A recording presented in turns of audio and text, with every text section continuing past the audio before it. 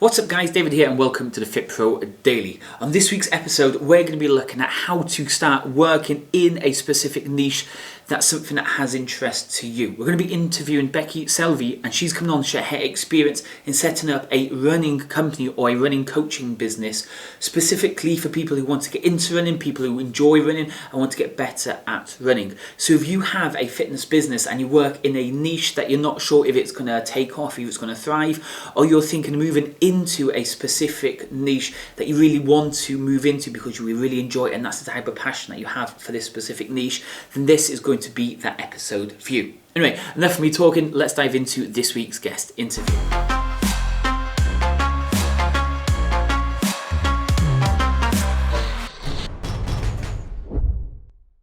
Hey guys, David here and welcome to the Fit Pro Daily. This week's guest interview is Becky, all the way from sunny... Where are you based, Becky?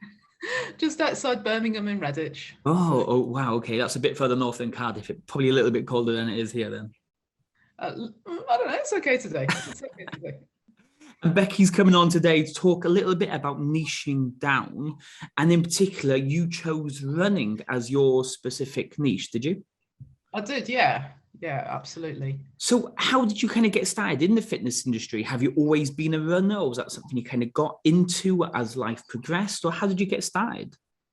So for me, the fitness industry would have been my dream as a sort of teenager at school. That's what I would love to do. But I'm nearly 50, and back then people didn't hire personal trainers. Yeah. It didn't really happen. So I actually went into the catering industry, and I always ran though. I always ran. I never was in a club. There was no Garmin's back then. You never knew how fast or slow you were going. I didn't do races. I just always ran. Yeah. And then later on, in my mid-30s, I joined the Territorial Army, the Army Reserves, and found out that actually, despite being quite overweight at the time, I was a fairly decent runner. And it all kind of moved quite quickly from there. Yeah, it's definitely one of the things I think we even tell our clients, like if you have a base of previous life experience where you were fit or anything, you'll kind of get back into it quite quick when you do start again. Okay, so at what point was it then you decided to become qualified, become a PT? So I became a physical training instructor in the Army Reserves, which was fantastic. It was amazing. And then I just thought, right, that's what I'm going to do. I'm going to do that. So off I went and did my course in 2016. So it's quite recent, really. Yeah. Okay, so I guess in being in the TA, you have people from all kinds of different backgrounds and stuff. So why did you think running was the place for you to enter, or did you kind of enter and almost work and coach with anybody? Yeah, so when I started, I went to a gym in Birmingham, 5,000-6,000 members there, and I just did like normal PT with people. But I always knew that the running coaching was what I wanted to do. That was what I wanted to do, because I've had a lot of problems with injuries myself, and I've got to a reasonable standard by thinking outside of the box and training differently. And I wanted to be able to share that with other people. That you don't have to do what everybody else does. You can do things differently and get some awesome performances as well. So like running, it's one of those things, like you said, when you got started, when you were doing it before you kind of joined the TA, you were just running to work. You weren't taking it seriously. You weren't doing this. When people start niching down, they usually think it's more difficult to find clients of a very specific niche, because I'm guessing running is quite a specific niche. How did you find it initially to find clients in quite a quiet area, if that makes sense? Yeah, I mean, you would think it's a quiet area, but it's actually not. It's the biggest participation sport in the UK. And really? Yeah. There's like Couch to 5K groups popping up everywhere. In the town I live, Redditch, there are, as far as I'm aware, and I could be wrong, there could be more, there are at least 3 clubs that are affiliated with UK athletics. So you might think it's quite a small niche, but it's not really a niche. It's massive, it's huge. There's a lot of potential there. So you're kind of saying, like, if you do pick a niche and it's something that you feel passionate about, there's going to be others that will fit that niche out there. So it doesn't really matter what niche, as long as you kind of have a passion for that niche then. Yeah. I think for myself, we always say, you shouldn't mix business and pleasure, and you shouldn't take it personally and all that stuff. But when you're doing what you really love doing, you are going to take it, there is going to be a personal element to it, but that's going to shine through. You're going to be authentic in what you do. And for me, that's more important than, anything else. Do you think then, because you have that more passionate and you haven't just chosen it kind of for the money, you put a lot more into it, your content's a lot better, the way you're coaching people is a lot more enjoyable. It doesn't feel like a chore. It's like, oh, I'm not that same person again, like I dread having to train them. No, I've never felt like that. I've never ever felt like that with it. It's always been a pleasure to work with anybody, whether it's been in the gym or in the online world. It's always been, I've never felt it feels like hard work. Yeah. No, that's good to hear. So, okay, so you decided you'd coached in this gym, 6,000 odd people, and then you decided to move more into the running scene. If someone's moving into a brand new area, brand new niche, brand new, almost even just getting qualified, how did you go about finding your first couple of clients? Yeah, so I was in that gym until March 2020, obviously. And I'd already been coaching people online, so I was kind of had the gym PT, normal PT stuff, what we all do. And then I was bubbling away with this online running coaching anyway, as a kind of a bit of a side hustle. Yeah. I'd already set up a Facebook group and business page, so I kind of started to work in that area. So it wasn't new to me when obviously everybody was like, that's it, you've got no more gym, shut that down. You're not going to be doing this for, well, I've never gone back to it, to be honest. Yeah. Okay, so you'd kind of crafted like your Facebook page and like your Facebook group and all this type of stuff. But how were you finding people? How were you telling people about what it is you do and offering your services to people? Yeah, so I mean, the main thing I do really is get into the messenger, really. So people aren't going to just come to us. They're not just going to message you and say, hey, I've got a spare couple of grand to spend or whatever. Here you go. We have to work with people, and we have to understand that what their needs are and what they need from us and what we can do for them. And yeah, so I do that by spending a lot of time in Messenger, to be honest, rather than just looking for likes. Yeah. So what is it you're reaching out to people in various groups on Facebook, or you write and post, and when people comment, you're messaging them? How are you finding these people? So we do some Facebook ads, and the purpose of the Facebook ad is for people to download a guide that I've produced, an aerobic performance guide, and to funnel people towards my group. So there's nothing salesy about that at all. There's no mention of anything other than that in that process. Yeah, and then once people are in my group, then I can nurture them. I can look after them. Yeah. Okay, so what you like, I'm on being honest with you, I didn't know you before this phone call. It was Willow that set all this up and everything. So kind of who gave you the formula, this setup of free guide to free Facebook group to Messenger? Is this something you've kind of discovered along the way, or is it something that you've been researching into to find the best way? Yeah, so I just kind of, if you see somebody else doing something good, then just kind of copy it. Yeah. In your own way, obviously. Yeah. So yeah, I've had some help with producing the guide. So I'd already produced one, but it was a bit rubbish because I'm terrible with visuals. That's not me. I love writing, but visual stuff, no. So I did get someone else to revamp that, and then to write the copy for the Facebook ads and to set that up for me, because I didn't really have a clue.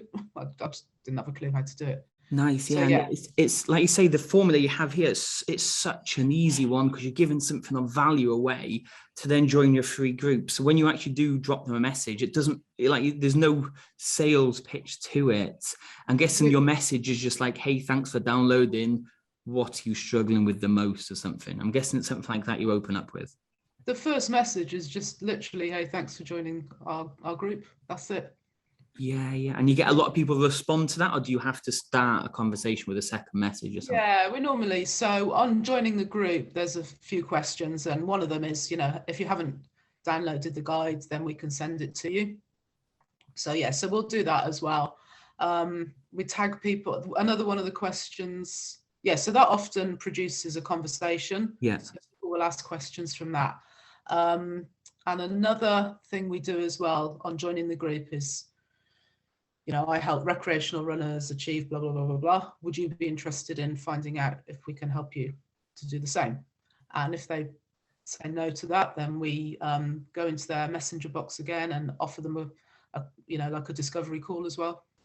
Nice. Yeah. These are such great strategies. Yeah, there's loads that can be done. Yeah, it's just good to hear other people are kind of proactively trying to do this type of stuff. So in the Facebook group, then, do you have some sort of content strategy? Do you have some sort of plan of attack, or do you just post once a day and that's about it? Yeah, so we've got some like featured posts in the top, which are other guides, so that if somebody does kind of post in there and say like, oh, I haven't ran for like 5 years and I want to get back into it, I can just tag them in the post that says, this is the return to running guide. Yeah. They can tag that, and then we're collecting email addresses when they do that as well. So of people that we might not have their email address at the moment. So we're always adding to the email list as well, like that. Nice. Okay, so carry on. Yeah, and we post daily. I post daily in there. We do a really nice engaging post on Saturdays, the selfie Saturday post, where they'll put their running selfies in the comment section. So yeah, that's a bit of fun. Different park runs around the country, around the world. Yeah, no, that's quite good. Like, because you're building this free community as well, so, and you're giving the value. You built the community. Everyone kind of knows who you are then because you're like, it's your group. You are the main focal point. So I'm guessing when it actually comes to speaking with them on the phone or in Messenger, they've already put you at this level where they think, you know what, whatever Becky's going to say to me is going to be quality advice because she's already given me all this information. Yeah, and I tried something new recently. So I was kind of noticing, so as I've been bringing new people in from ads and stuff, and I don't know these people, they don't know me. Yeah. Why should they trust me? So to kind of get to know people a little bit better and for them to get to know me, we did like a challenge week last week. So yeah, that's been really good actually. So we'll just keep doing those. A free challenge week is quite simple to set up and quite simple to do. And off the back of that, I've had 5 calls this week booked.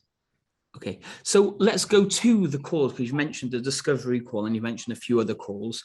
How do you kind of frame it? Do you just say, if you need help, feel free to book a discovery call, or is it just like, do you want to have a chat? What is kind of like the main call to action that you generally put out for these calls? Yeah, so in posts, it'll be, if you want to, if it's like a client testimonial post, and it'll be like, if any of this resonates with you and you want to achieve the same or similar, then message me or comment in the comment section. Off the back of the challenge group that I did last week, I've invited them all for a call, and I call it an invitation. It's not a booking, it's an invitation. And I've called that the next level. So we did a certain amount in those 5 days. Yeah. But I've said this is just the start. This is the beginning, and then the next level for you is to book. I'm going to invite you to this call. It's up to you to book it, and we're going to talk about dig a bit deeper, one-to-one, and talk about the next level for you. Nice. Yeah, it's some great strategies. You've got the 5-day free challenge, you've got all the free guides, you've got the selfie Saturday. There's so much going on in the free group. It's great. So you've mentioned email as well. You're collecting these emails. What are you doing? Are you emailing once a week? Do you email every single day? What is your email strategy? It's pretty rubbish, to be honest. I like the social side of the Facebook, because people respond to stuff, whereas Yeah, you send yeah. back an email to 600 people and you don't even know if they've, well, you can check if they've read them, but yeah, it's a little bit, there's nothing comes back. So yeah, after people have put their, given their email address to us to download something, then they go on a 3 message sequence after that. So yeah. Okay, yeah. So you're getting people to inquire or book in for these strategy calls, discovery calls, whatever you want to call them. How does your program work then? Because I'm guessing a lot of people are watching this who may be getting started with online. They may be a little bit unsure about, like, do they do a 12-week program, a 30-day program, a 6-week? How did you kind of discover the best offer to get people initially in? So because I'm in the running and endurance world, 6 months is my program, actually. My signature program, 6 months. It's quite long. Yeah. And the reason for that is because I'm certified as the Lydiard running coach, and their program is 6 months long. So it's centered all around that, actually. Well, that's quite interesting, 6 months. And Yeah. if we can ask, what is kind of like the conversion rate for a 6-month program? Because you've got such a good group, all these people kind of know you already. Are they expecting it to be such a long commitment initially, or does that kind of shock them? No, it doesn't shock them at all, because runners will say once you run one step, that's it, you're in the gang, and it's a bit like the mafia. You can't get out. Once you start running, you can't get out. So You said that, yeah, you said that. So yeah, they're kind of 6 months, and actually, I mean, I will drop it for people who have got that nervousness. Yeah. We can do, and then do an upgrade after the 3 months if they want to carry on. But yeah, by the time kind of we get to that stage with people, I find that because I do so much, people are kind of, they know me, and they know I'm good for it. Yeah. So after the 6 months, they then move on to a monthly rolling, or is it back onto another 6 months? It's totally up to them what they want to do with it. Obviously, if they do like a rolling contract, like a rolling payment, that's quite a bit lower priced. So there's like no individual coaching calls then. Okay. So the final question on this then, because this is quite fun, because it's a niche that I've never really worked in. It's quite interesting to discover all this stuff. Pricing for 6 months is going to be quite challenging, and it sounds from the type of stuff that you give them, that's not going to be the cheapest program in the world. So a lot of people who are out there also thinking, I need to charge a little bit more because what I offer is extensive. Do you make them commit in one upfront payment, or do you offer the flexibility of half and half or every other month type of thing? Yeah, so obviously I approach my calls with people because I've invited people to spend this time with me. So I approach that with an attitude of I'm here to help. Yeah. So if I drop this big, actually, if it turns out that me dropping a big price on somebody, once I've got to know them a little bit more, and I can see that, that there's no way that's going to happen, I wouldn't even drop that price on them, because that's part of the soft skills of doing this job. But yeah, if I was to drop my paid in full price, I want people to pay in full because they've just committed to 6 months with me then, and we can make some big changes, massive changes in 6 months. But yeah, if they can't do that, or they don't want to do that, then yeah, we can do, I'll just say, what's the most comfortable thing for you? How's it going to be comfortable for you to pay this? Okay. Because I'm guessing that is, and like I know from experience when I used to charge a lot for what we used to do. So like now we've changed, we charge a little bit less because we work more on volume rather than a small amount. When it always came to, it's £1,117 for the 12 weeks. You always got a little bit scared and nervous about saying such a large amount. How have you been able to combat that and overcome that and feel super confident in your pricing structure? Yeah, I mean, I charge quite a lot, but not a huge amount. And because it's 6 months, so when people do like a 12-week fitness program, it's quite intense. But because this is 6 months, the intensity is spread out over those 6 months. So it's like 3 months worth of intensity, but spread out. Yeah. So actually my prices are similar to a 12-week fitness program that you would do, a decent fitness program. Very similar to your price. Yeah. So it's the easiest to kind of explain the price because it's kind of over a longer period of time. Yeah. If people start talking to me about, they've seen 12-week transformation programs for £2,000, I'm like half that, so it's easy. Yeah, easily justifiable. Nice. Okay. Is there anything you think we've missed when it comes to actually being specific and niching down in an area that you really enjoy being in? Yes. So a lot of people are scared to niche down. They're worried about it. They think they're going to upset people and they think they're going to put a lot of people off. But for me, it's about doing the things that I like doing and being around the people I like being around, because we spend a lot of time doing this, and I don't really, for me, this is me. I don't want to talk about, how big my biceps are. I'm really not that interested, but that doesn't float my boat. So I need to be doing something that floats my boat. So what I would say to anybody who's watching or is interested in this is, if you're into martial arts or you're into kayaking or football or whatever it is, and you want to provide, a program for other people in that, just go and do it. Go and do it. You're going to have so much fun. And you're not going to be competing with all the other people who are doing transformation programs. You're going to be competing with a lot smaller other of people. Okay, so one question on the online, because then this is a big one for online. Are you 100% still online, or have you had somebody in the Birmingham area who was online? Would you still go up and, I don't know, have a run or go for a coffee? Do you ever go meet any of your clients, or are you just 100% online? Very occasionally I might do if they live quite local, but not really, no. I think everyone's too busy. Everyone's got stuff going on. And I would say, look, if you've got time to drive somewhere, spend that time with me, then drive back. You've got time to go on a Zoom call as well, actually. You've got time to open the app on the phone and do the workout. You don't need me standing there watching you. Yeah, okay then. Okay, to finish then, because this conversation went a little bit different to what I was expecting. I was really dialed down on niche, but you've almost give everybody listening and watching a real good business lesson almost from niche into price into finding clients and everything. Is there anything else you think that we've missed that's worked so well for you that you think other people should be having a go or should consider this part when it comes to running your business? Yeah, like you said, I think we've covered a lot in these less than 30. Gone through the whole thing. Yeah, I would, if you're new, I'd just go out and just start messaging people and just tell people what you're doing. Just tell everybody what you're doing. Nice.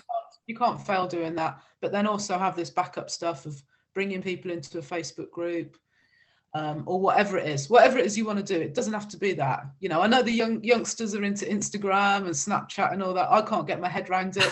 But I can't do it. But I know that probably a lot of other people are loving that. And if you're in the physique world, that's the place to be. Instagram's got to be the place to be. No, and the one big thing that you've stated throughout is to build that community. You've built that community on Facebook. You're getting people to engage. They know, like, and trust you. So when they come on these calls with you, it's probably not even a hard sell. It's probably a really good conversation. You explain the program and they're almost straight in from there. Yeah, that's the plan, really, is to put out so much information and so much value that actually people don't have to sign up if they don't want to. Yeah, the information's already there, but they sign up because they want to. Yeah. No, it was great, Becky. I appreciate your time today. Thanks for coming on. If anybody is watching or listening to this and maybe wanted to know, I don't know, you can help them with their running, or maybe just some tips and advice on how you've become so successful in such a short period of time. Is it okay if people reach out and have a chat with you? Absolutely, yeah, not a problem at all. Not a problem. And what would be the best way to reach out and have a chat? Yeah, so on Facebook, Becky Selvey, or go to my Facebook group, the Team Run Strong Club.